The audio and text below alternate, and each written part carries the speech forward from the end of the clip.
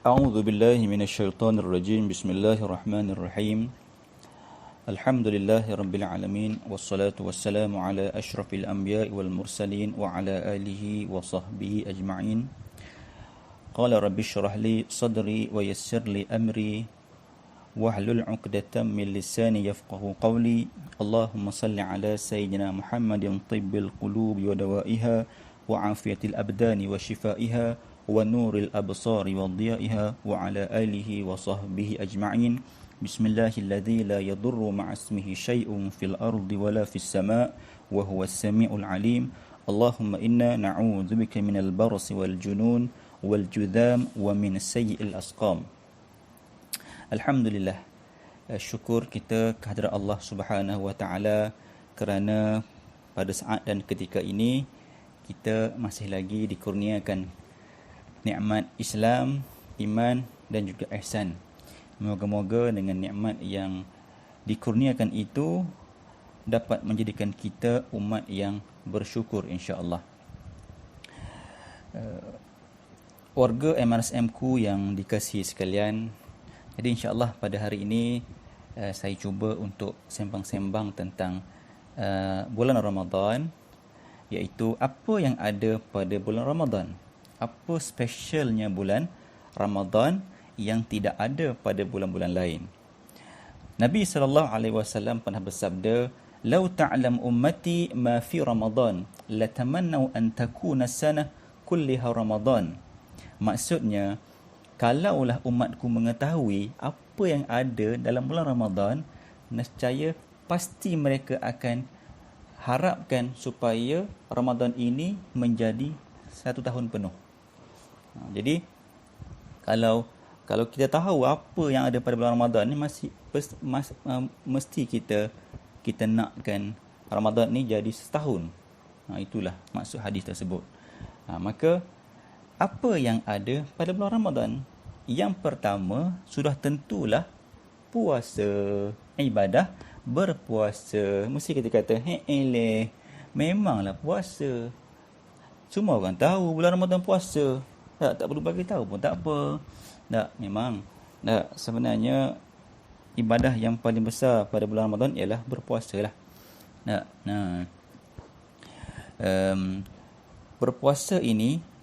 berpuasa pada bulan Ramadan sangat berbeza pada bulan-bulan yang lain.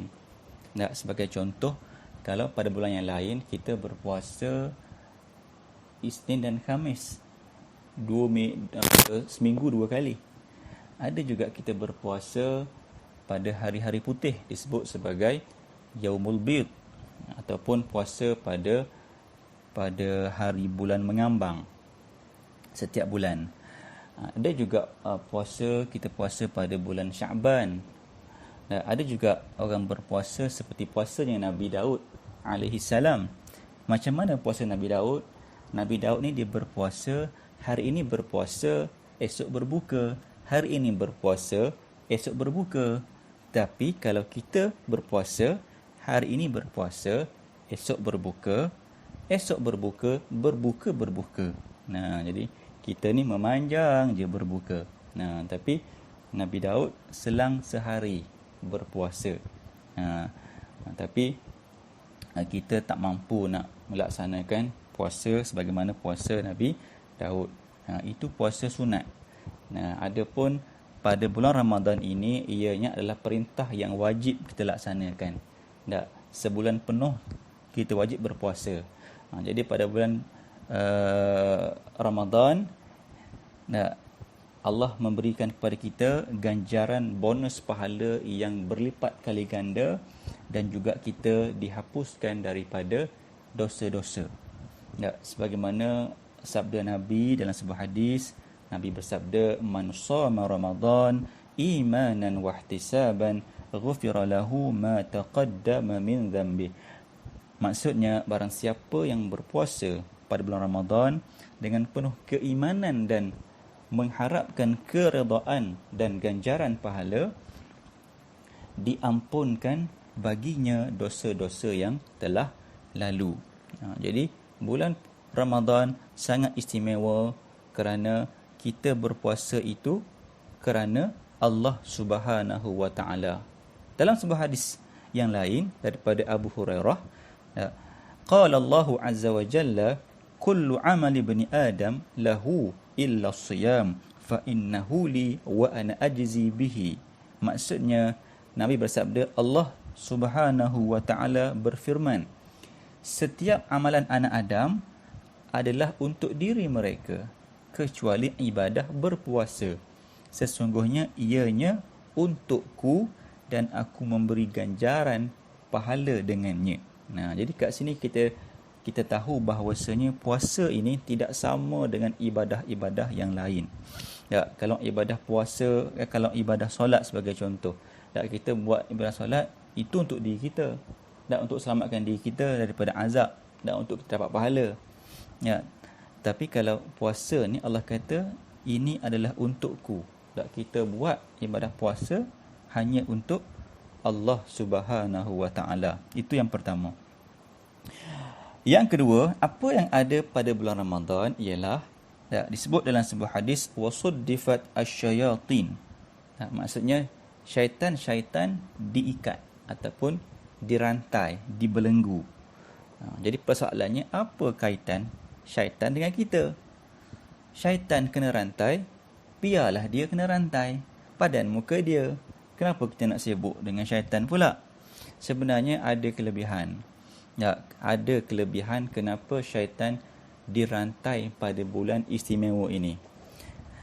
Kelebihan dia adalah kita dapat mengenal siapa diri kita. Kita dapat mengetahui kelemahan diri kita, ataupun kita dapat muhasabah diri kita. Ya, kalau bulan selain daripada bulan Ramadan, katakanlah kita ni seorang yang pemarah, ataupun kita ni seorang yang boros. Jadi mungkin kita boleh salahkan syaitan, kena rasuk dengan syaitan ke, kena bisikan syaitan ke.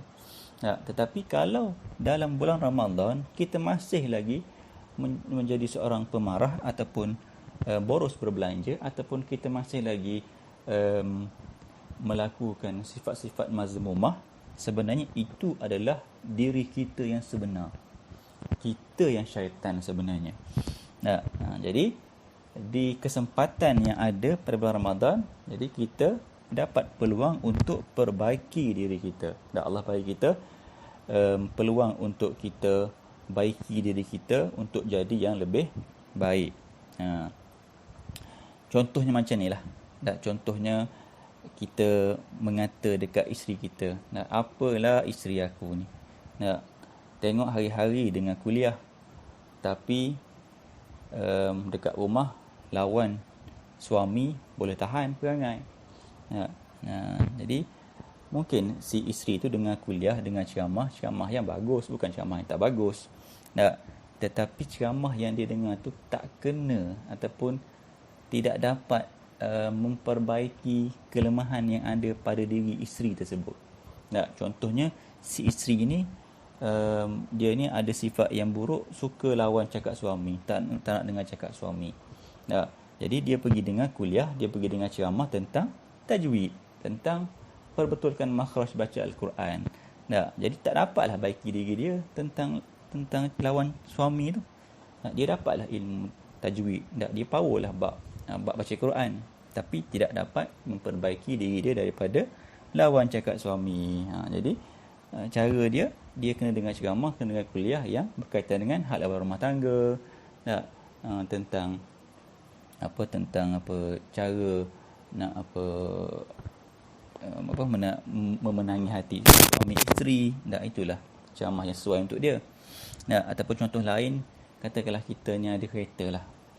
Kita start kereta, nak pergi beli barang runcit, sempena PKP ni kan, nak beli barang runcit untuk dapur. Jadi start tak hidup. Jadi mungkinlah kalau kereta tak hidup, sebab dia mungkin sebab enjin bermasalah, ataupun mungkin sebab bateri dia, bateri kong, ataupun mungkin sebab tak ada minyak. Kita pun pergi mana-mandai, patut tak boleh start, rupa-rupanya tayar ni kurang angin. kita pun ambil pam, kita pergi pam tayar kereta tu. Tak, memanglah kereta macam itulah juga, tak boleh hidup sampai ke sudah. Tak, sebab kita bagi ubat yang tidak sesuai dengan penyakit. Jadi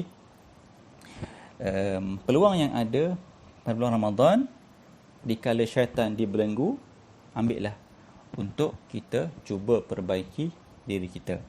Yang ketiga, apa yang ada pada bulan Ramadan? Bulan Ramadan ialah bulan bonus pahala yang tidak Allah berikan kepada umat-umat terdahulu. Jadi bulan Ramadan ialah bulan special Allah bagi kepada umat akhir zaman, umat Nabi Muhammad sallallahu alaihi wasallam. Dan dikatakan dalam bulan Ramadan, sekiranya kita melakukan amalan dengan bersungguh-sungguh, dengan ikhlas, Allah akan gandakan pahala kita sebanyak 10 kali ganda. Bahkan sehingga 700 kali ganda. Ini ada sebut dalam hadis. Masya Allah. 10 kali ganda pun dah banyak. Apatah lagi 700 kali ganda. Memang pemurahnya Allah Subhanahu wa ta'ala. Dan dalam bulan Ramadan ini juga ada suatu malam disebut sebagai Lailatul Qadar. Semua orang tahu. Iaitu malam Al-Qadar yang disebut dalam surah Al-Qadar, Lailatul Qadri khairum min alfi syahr. Malam Al-Qadar yang lebih baik daripada 1000 bulan. Jadi kalau kita melakukan amalan pada malam Lailatul Qadar, kita akan dapat ganjaran seperti melaksanakan amalan 1000 bulan. Contohnya kalau kita solat pada malam Al-Qadar, dapat pahala solat 1000 bulan. Kalau kita baca Al-Quran, berdoa pada malam Al-Qadar, kita dapat pahala 1000 bulan. Kalau kita sebagai seorang ibu, sebagai seorang isteri masak sahur untuk keluarga kita, kita dapat pahala masak sahur itu 1000 bulan dia punya pahala dia. Kalau kita gantung langsir pula pada malam Al-Qadar, katakanlah gantung langsir pun dapat pahala, maka kita akan dapatlah pahala gantung langsir 1000 bulan. Jadi bila kita masuk syurga nanti, kita pun sembang-sembanglah dengan ahli syurga kita. Tanyalah, apa kamu masuk syurga sebab apa? Kawan ni pun jawablah, saya masuk syurga sebab syahid di Syria. Masya Allah, hebat. Kamu pula, kenapa, apa penyebab masuk syurga? Saya masuk syurga sebab mempertahankan keluarga saya daripada dirompak oleh si penjahat. Masya Allah, hebat juga, mati syahid. Tanya pula seorang hamba Allah ni, kamu dari Malaysia kan? Apa sebab kamu masuk syurga? Dia pun jawab, tak payah tanyalah soalan tu, malu nak jawab. Apa? Cuba bagi tahu, kami nak tahu juga. Dia pun jawablah, saya masuk syurga sebab gantung langsir je. Gantung langsir dapat pahala 1000 bulan. Okeylah. Walaupun gantung langsir dapat pahala juga, masuk syurga. Itu contohlah. Baik. Dan malam Al-Qadar ni sebenarnya dia waktu dia daripada maghrib hingga ke subuh. Daripada maghrib hingga ke subuh. Jadi kalau kita buat amalan daripada maghrib ke subuh tu, kita dapat pahala 1000 bulan. Kalau kita pernah dengar orang dulu-dulu bagi tahu, orang lama cerita, kalau malam Al-Qadar ni, biasanya kita akan tengok pokok bersujud lah, awan turun rendah dekat bumi lah, suasana sejuk beku lah. Sebenarnya itu bukan malam Al-Qadar. Itu adalah tanda kekuasaan Allah Subhanahu wa ta'ala. Malam Al-Qadar ni Allah bagi kepada semua orang lah. Semua orang dapat. Semua orang dapat. Cuma atas kita lah, tak boleh buat ke tak boleh buat amalan tersebut. Sebab biasanya pada 10 malam terakhir ni, biasanya cabaran dia lain macam dia punya cabaran dia. Dia punya mood dia tu berubah. Orang duk pasang lagu raya lah, duduk buat kuih raya lah. Jadi kita mood nak beribadah tu jadi semakin lemah. Tidak macam awal-awal Ramadan dulu semangat nak ibadah, bila dah akhir-akhir ni dah tak semangat dah. Jadi itulah cabaran dia. Itu yang ketiga. Yang keempat, apa yang ada pada bulan Ramadan ialah bulan Ramadan Allah memberikan kepada kita maghfirah. Orang kata maghfirah ni pengampunan. Betul juga. Tapi sebenarnya maghfirah ni ialah waktu pengampunan. Masa pengampunan yang Allah bagi dekat kita tu. Pernah suatu hari Rasulullah SAW balik daripada kejauhan, Nabi keletihan, Nabi pun masuk ke rumah, baring di atas peha isteri, peha Sayyidatina Aisyah. Jadi kawan-kawan Adam, kawan-kawan lelaki ini, cubalah amalkan, balik rumah tidur di atas peha isteri. Itu adalah sunnah dapat pahala.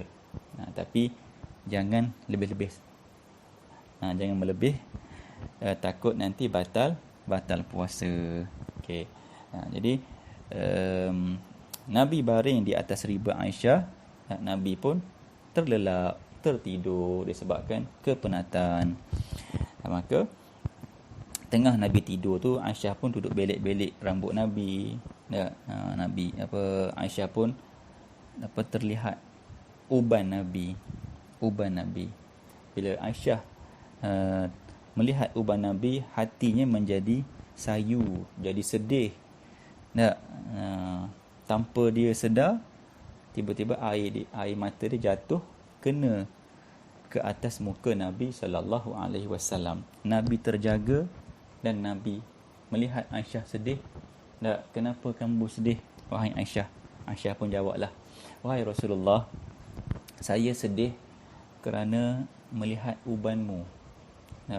Saya melihat ubanmu seolah-olah uban kamu ini bercakap-cakap dengan saya, mengatakan suatu hari nanti kamu akan pergi meninggalkan saya. Jadi benda tu membuatkan Aisyah sedih. Jadi Nabi pun tanya, wahai Aisyah, kamu tahu tak apakah perkara yang boleh menyebabkan manusia paling sedih? Buat manusia ni ada perkara yang membuatkan dia sedih. Ada perkara yang membuatkan dia paling sedih. Aisyah pun jawablah,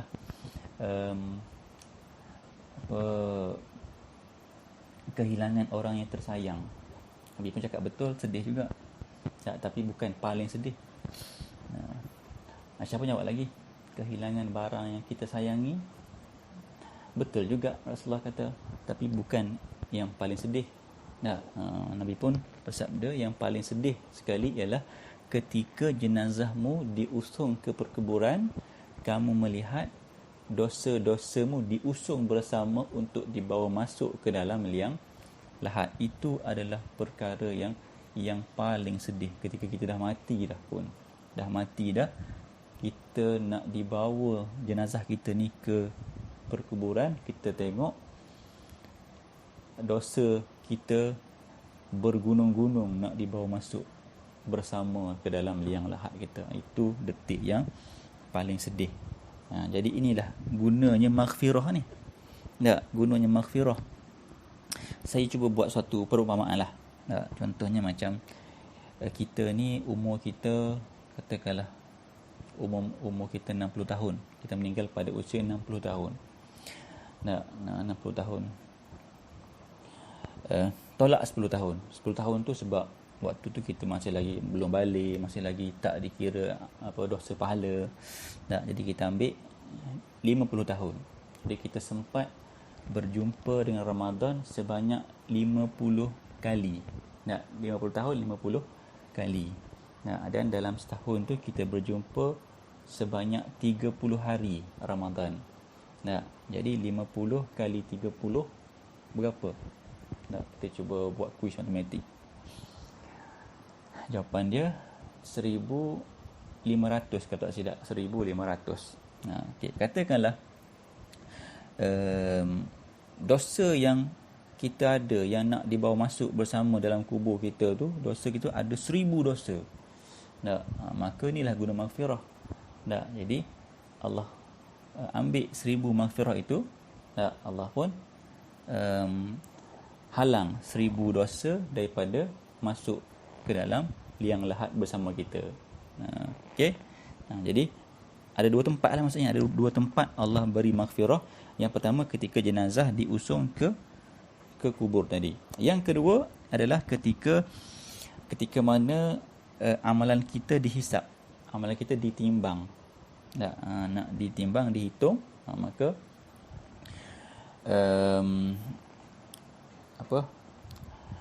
kita akan minta untuk dihitung amalan kita baik ke buruk. Waktu ni lah waktu paling mencabar sekali. Jadi orang akan datang kat kita tuntut hak dia. Tuntut hak dia. Contoh hak ialah katakanlah hak maruah. Kita suka mengata orang, mengumpat waktu kat dunia. Yang kedua hak harta. Kita berhutang dekat dunia. Yang ketiga ialah hak darah. Kita bunuh orang, kita sihir orang dan sebagainya. Jadi orang akan tuntut kita. Dan bila orang tu tuntut, jadi kita kena bagi pahala kita. Orang ni tuntut, dia ni pernah mengumpat aku kat dunia, jadi kita bagi pahala kat dia. Maka kuranglah pahala kita. Last kali, bila orang dah tuntut banyak sangat, pahala kita pun habis. Silap-silap orang tu pula yang bagi dosa dekat kita. Jadi kita punya pahala zero, dosa pula bertambah-tambah. Inilah yang dikatakan sebagai, yang dikatakan oleh Nabi sebagai orang yang muflis. Orang yang muflis ialah Nabi kata orang yang datang bawa amalan yang banyak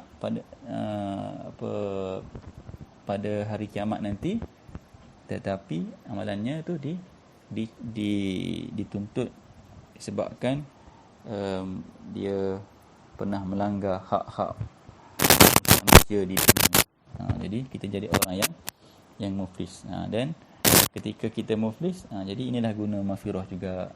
Tadi kita dah guna 1000 dah contoh. Jadi ada berbaki lagi 500, maka 500 tu kita boleh guna untuk top up kita punya timbangan pahala kita. Jadi itu sekadar contoh lah untuk kita mudah faham. Harap-harap faham lah. Okay. Yang kelima, apa yang ada pada bulan Ramadan ialah peluang kita untuk kopi pahala orang lain dapat dekat kita tanpa mengurangkan pahala orang tersebut walaupun sedikit. Nabi pernah bersabda dalam sebuah hadis, man fattara sha'iman kana lahu mithlu ajrihi ghairu annahu la yanqus min ajri as-sha'im syai'. Maksud dia, barang siapa yang memberi makan, berbuka puasa kepada orang berpuasa, maka dia mendapat pahala orang yang berpuasa itu tanpa mengurangkan sedikit pun pahala orang yang berpuasa tersebut. Jadi kalau kita bagi orang makan berbuka puasa, kita dapat juga pahala orang yang berbuka puasa tersebut, tambah lagi dengan amalan kita, dia dapat double. Kalau kita bagi ramai lagi, kita bagi makan orang berbuka, maka lagi banyaklah pahala yang kita dapat. Inilah pemurahnya Allah Subhanahu Wa Taala. Tak boleh bagi banyak, bagilah semaksimal yang kita mampu. Insya-Allah ada ganjaran yang Allah akan bagi kat kita. Dan yang terakhir, saya kira apa yang ada pada bulan Ramadan ialah banyak sangat waktu mustajab doa. Allah akan bagi banyak waktu untuk diperkenankan doa. Mustajab dengan makbul tak sama. Mustajab ni maksudnya on the spot Allah akan perkenankan. Tapi makbul ni Allah akan bagi perkenankan, tetapi tak tahu bila. Mungkin cepat, mungkin lambat. Jadi itu beza dia lah. Jadi pada bulan Ramadan sangat banyak waktu mustajab doa. Kalau selain daripada bulan Ramadan, Tak, kita ambil hari Jumaat lah. Tak, sahibul ayyam, penghulu kepada sekalian hari. Hari Jumaat ni tak, dikatakan ada 12 waktu mustajab. Pada hari Jumaat saja ada 12 tempat 12 waktu mustajab doa. Tetapi masalahnya kita tak tahu bila. Tak tahu tempat tu kat mana. Nah, itu pada hari biasa. Tapi kalau bulan Ramadan lebih hebat daripada itulah. Dia punya waktu mustajab dia lagi banyak Allah bagi.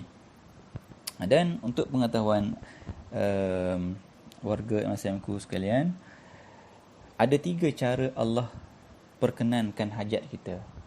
Nah, yang pertama, kita minta A, Allah bagi A. Yang ni yang kita nak lah. Ini semua orang nak. Yang kedua, kita minta A, Allah bagi B. Dan B yang Allah bagi itu adalah yang terbaik daripada yang A tadi. Ya, saya bagi contoh. Seorang hamba Allah ni, sewaktu dia muda, sampailah dia meningkat usia dia. Daripada muda dia minta nak jadi jutawan. Tetapi sampailah dia tua pun Allah tak bagi dia kaya, tak bagi jadi jutawan. Tetapi Allah bagi dia nikmat kesihatan. Umur dia dah 70 tahun dah. Tapi dia tidak ada masalah jantung, darah dia cantik, BPM dia okey, BMI dia macam orang muda.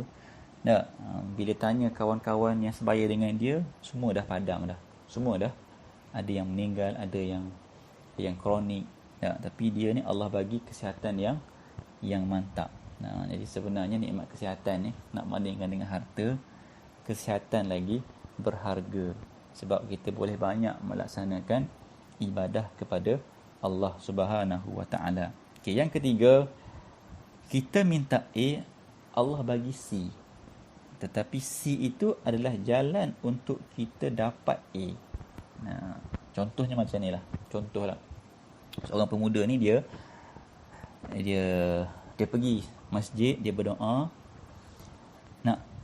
dia minta nak isteri yang solehah. Ya Allah, kurniakanlah kepadaku isteri yang solehah. Dah lama dah dia minta, tapi tak dapat. Sehingga usia dia pun dah agak lanjut. Tak dapat. Nak jadikan cerita, keluar di masjid tu, tiba-tiba ada seorang minah rempit bawa motor macam hantu, langgar dia dekat selekoh, dan dia pun terjatuh, luka tangan dia, luka yang agak besar. Minah rempit tadi luka sikit je. Seluar jin dia je yang kotor, dia sapu-sapu sikit. Dia angkat motor dia. Dia maki hamun pula lelaki yang jatuh tadi, pemuda yang jatuh tadi. Apalah, celaka punya orang, tak nampak ke orang. Dah lah jatuh, dia timpa tangga pula. Maka orang pun bawalah dia ke hospital. Rupa-rupanya doktor yang merawat luka dia, doktor yang menjahit luka dia tu baru grad daripada universiti. Dan doktor ni berkenan dekat dia. Sebab waktu dia berada dekat hospital, dia tengok walaupun dia ni luka, tapi dia jaga solat, dia berzikir. Jadi doktor ni tertarik dengan dia, syok dekat pemuda tadi. Bila dia nak discharge, nak keluar daripada ward tu, doktor pun tanya, encik ingin tak berkahwin dengan saya? Rezeki dia lah. Tu contohlah. Tidak ada kena-mengena yang hidup ataupun yang mati. Okey, jadi saya rasa sekarang tu dulu perkongsian sembang-sembang saya untuk hari ini.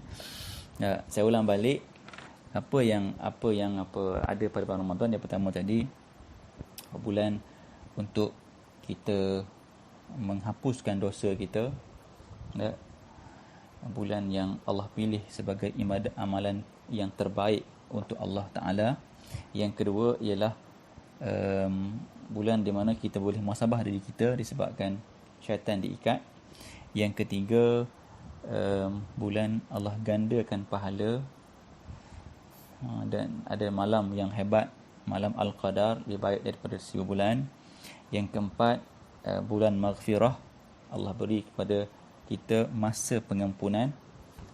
Yang kelima, Allah beri kita peluang kopi pahala dengan kita memberi makan kepada orang yang berbuka puasa. Yang keenam, banyaknya waktu mustajabnya doa pada bulan Ramadan. Jadi diharap dengan perkongsian saya pada hari ini dapat manfaat kepada warga MSM-ku, dan apa yang baik datang daripada Allah, yang buruk datang daripada kelemahan diri saya sendiri. Saya doakan semua warga MSM-ku berada dalam kesihatan yang luar biasa, dan semoga pandemik COVID-19 ini cepat berakhir dan Allah mengampunkan dosa kita. Saya sudahi dengan aqulu qawli hadza wa astaghfirullahal azim li wa lakum. Wassalamualaikum warahmatullahi wabarakatuh.